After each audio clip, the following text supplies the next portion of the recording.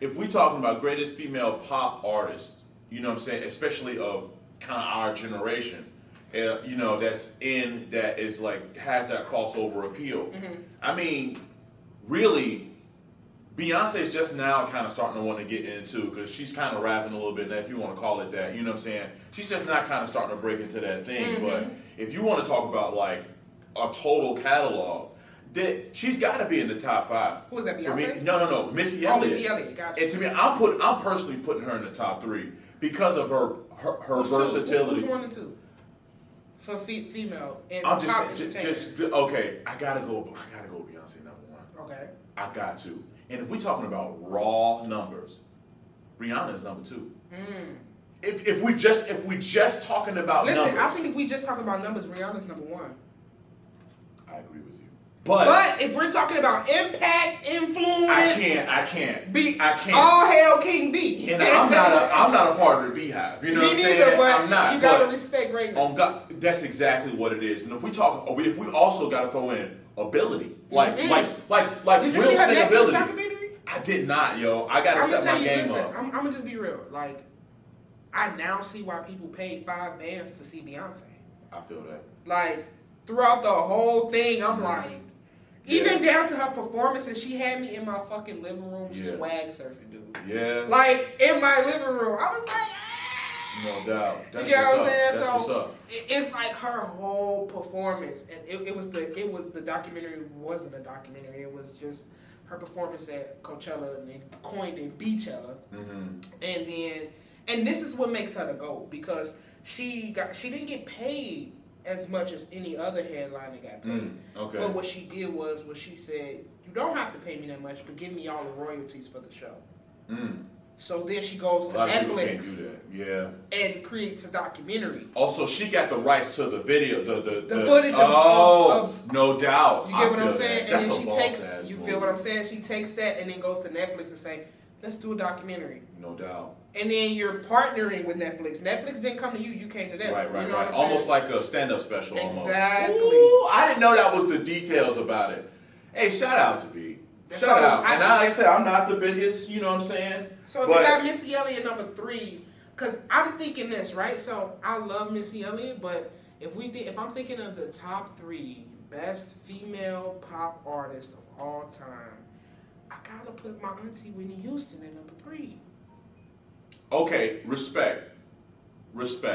I think Missy has more versatility than Whitney Houston. Agreed. You know what I'm saying? Agreed. But if we're talking about impact and record sales and blah blah blah blah blah, I can't go to one karaoke night without a group of white girls. Are you kidding me? Yeah, absolutely 1000%. That's what? Every time. Or I will always love you.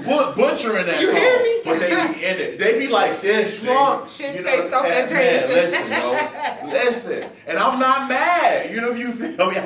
I'm really not mad. G. Absolutely. Absolutely. I gotta put also the reason why I personally wouldn't put her in there with Whitney. I'm gonna get Whitney a hall pass because I'm thinking more or less post 2000. Okay, you know what I'm saying? Okay, I'm kind of going that generation. I need that. You know what I mean? Need that. Of our generation. Yeah. Because if we want to talk about the last 50 years, there's some names that we're gonna have to talk about. True. You know but what I'm saying? thinking like it's a lot of people who you got like who were big for their time and who had longevity. But it's like you only get one Beyonce, you only get one Whitney, you only get one Michael. You know, it's not like Chris Brown. We love him and he's huge, but he's not Michael Jackson. No, he's not. Drake, we love him. He's huge, but he's not Michael Jackson. Right. You get what I'm saying? Like, so that's what I mean by that. It's like that's why I will put her up there. She's the icon, right? That's what I mean. And you know what? Right, I was thinking about this a few days ago, and it's so odd that we talking about this now. But if we start looking at the greatest musical influences of all time, greatest artists and influence, just the all-encompassing, right? Mm-hmm. You know what I'm saying? I think we got to start talking about Beyonce as an all-time, regardless of gender. Like, regardless of gender. I mean, you can't tell me that her influence isn't Beatles-esque. You know what I'm saying? Are you telling me she's not the female Elvis? Are you willing, not you personally, but is anybody willing to argue me down on that point? You know what I'm saying? I don't really think you can. You gonna sit here and tell me she doesn't have as many memorable songs as say somebody like Stevie Wonder, right? Who has probably 20 songs that most people can kind of sing through, fake their way through, right? But are you gonna tell me she's not in Stevie category? And I think only time can tell that, because I mean, I don't know. I would have to really like dig deep and think of Beyonce songs that I would feel like in 20 years will be played at a cookout and the little kids can kind of. Man, I throw one at you right. The first thing that came, all the single ladies.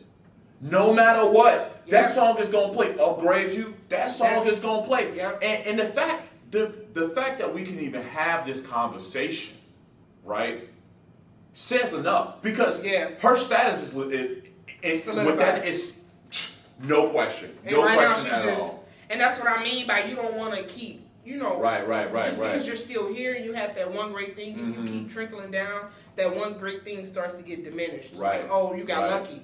But when you keep going upward, you keep building and building and building.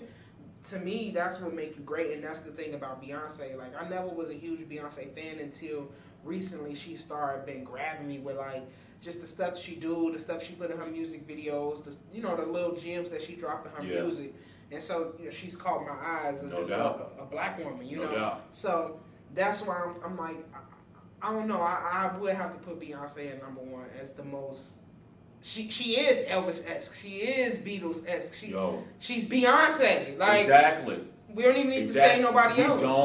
We don't, and that's why I couldn't, even though record sales may say and even otherwise. with those guys, it's like what makes Beyonce to me so beautiful is that she's not a created thing. Like, you have, like, don't get me wrong, like the Beatles had talent, Elvis Presley didn't, but like the Beatles had talent. But if we being real, like, though, a lot of those guys were influenced and pushed forward because they were white.